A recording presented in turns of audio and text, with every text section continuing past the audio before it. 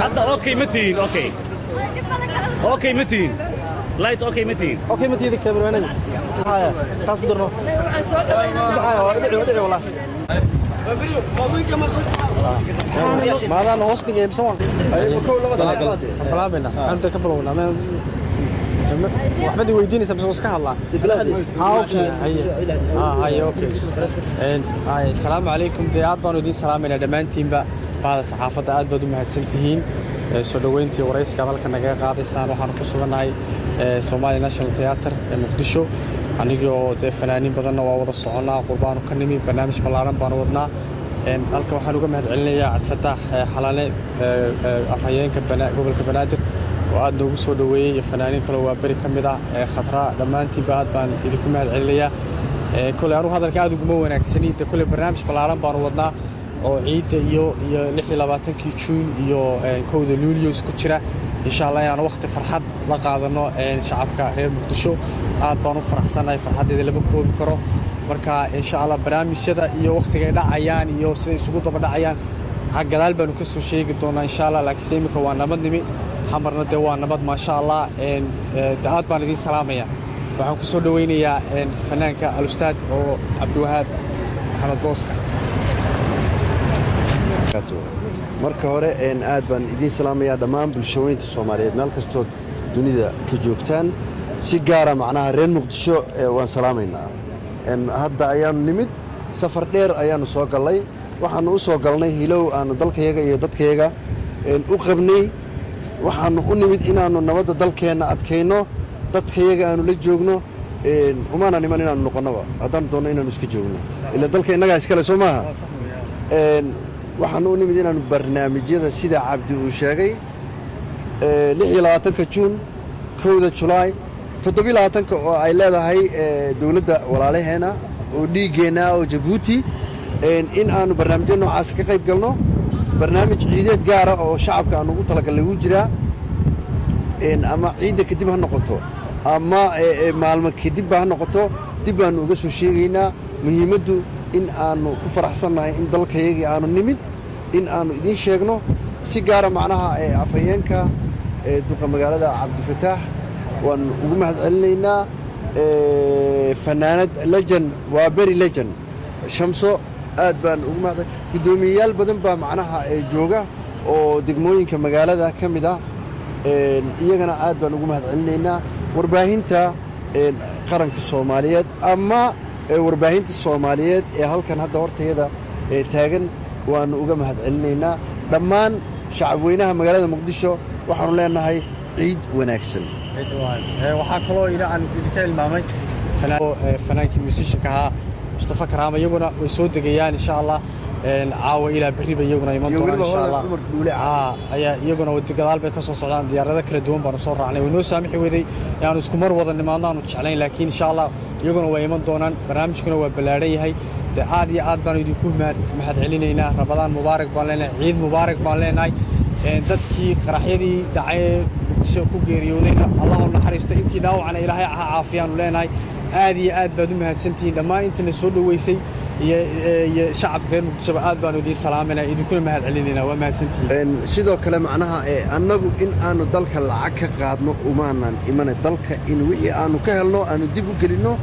dawladda ama shacabka ama inta tabarta daran sida aanu horeyba barnaamijyo badan ugu soo taageernay fanaaniinta dhibaataysan ama agoonta ama walaalaha Soomaaliyeed ee markaas u baahan وأنا سلامين. بسم الله الرحمن الرحيم الحمد لله رب العالمين والصلاة والسلام على رسول الله waxaa farxad weyn noo amaanta inaad soo dhaweeyno fanaaniintii qaranka Soomaaliyeed oo nooga imaado qurbaha ayagoo dareenkooda ku muujinaya inay tahay magaalada Muqdisho nabad ayagoo rabo inay magaalada Muqdisho wax badan ka caawiyaan taas oo u baahan runaantii maanta waxa loo baahan yahay tahay fanaaniinta codkooda iyo agwaanimadooda inay ku taageeraan magaalada Muqdisho مسجكن waxaa lagu dhiibi karaa waa hees iyo yaani dadka inay wax fahmaan waxaan u baahan tahay magaalada Muqdisho wacyigelin xoogan wacyigelintaas ayagoo qayb ka noqon doono munaasabadii 26 iyo 1 Luulyo soo socoto waan ugu mahadcelinaynaa fanaaniintii maanta soo dhaweynay Cabdiwahaab Boston iyo Cabdi Holan maamulkii gobolka Banaadir dhalinyaradii afhayeenkii gudoomiyaasha degmooyinkii iyo maama Shamso oo iyadana gobolada waabari ah dhammaan waxaan leeyahay ku soo dhawaada magaalada muqdisho waa nabad waxay u baahan tahay laakiin se dhalinyaro runaantii sida idinkoo kale firfircoon u istaago dadkana waxay u baahan yihiin wacyigelin xoogan wacyigelintana insha Allah tacaala waa socon doontaa magaaladanna waxaan dhigaynaa insha Allah tacaala inay noqoto magaalooyinka magaalada ugu qurxoon magaalada ugu nabdoon magaalada ugu quruxda badan insha Allah tacaala sida aan rajayno wayna noqon doontaa waxaan ognahay magaalada muqdisho in hadda dawladda shacabka Allah ay ka dhalatay waxaan rajaynaynaa waxay tahay nabad iyo nolol maantana fanaaniinta aan soo dhaweeyna waxay turjumaysaa in dalkan nabad yahay ee qof walbana imaan karto qof walba Soomaali ah oo fanaan ah oo dalkan u dhashay Soomaaliyeena raba inuu wax u qabto waxa dheena soo dhawaada gacan furna ku soo dhaweeyna waxaan u mahad celinaa saxaafadda runaantii oo habeen iyo maalin u taagan inay baahiso wanaaga iyo horumarka dalka ka jiro waan idin mahad celinaa dhammaan saxaafadda iyo inta ka qayb qaadatay haddana waxaan ku soo dhaweeyayaa afayeen makarano markii mikrofoonada faraha badan la soo hordhigay siyaasi baan ismoodnay oo de waxaanu ilaawnay inaanu heesno moobkay iska raali ahaada dalkayga waa jecelahay dadkayga waa jecelahay dalkayga waa jecelahay oo miyadan dalkiina jeclayn dadkiina miyadan jeclayn dalkeenna waan jecelahay dadkeenna waan jecelahay dalkeenna waan jecelahay يا سلام وما سنتي يا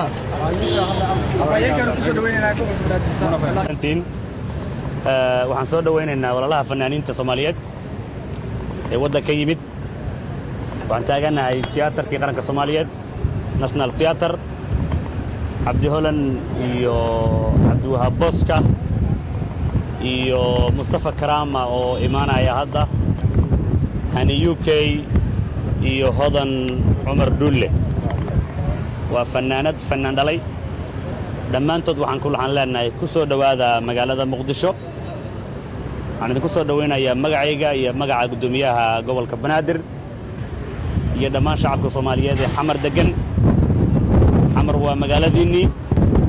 xamar waa caasimadiinii xamar waa magaaladii aad ku dhalateen mudad ka maqnaydeen waa sax waxaan idinkaga mahad celinayaa inaad qaadataan go'aan ah inaad magaaladiinii ku soo noqotaan oo shacabkiinii iyo ummadda Soomaaliyeed ee xamar degan aad maalmaha ciida damaashaad la qaadataan maalmaha xurriyadda ee nagu soo socda ee 26ka iyo 1 Luulyo iyo 27ka Djibouti iyo maalintii ciida iyo aad ku soo aadiin waqti fiican inaad ummadiina damaashaadka iyo fantasiyaha iyo farxadda ciida aad la qaadataan aad baan idin soo dhaweynaynaa ka gobol ahaan oo ku faraxsanahay inaad magaaladiina ku soo noqotaan waxa la wixii annaga dhankeena ah diyaar aan u nahay idin soo dhaweyno soo dhawaada xamar waa caasimadii ummadda Soomaaliyeed Abdi Holan iyo Boska iyo dhammaan fanaaniinta kale oo dhan waxaan leenahay welcome back to Mogadishu thank you هذا ما تنسى aad baad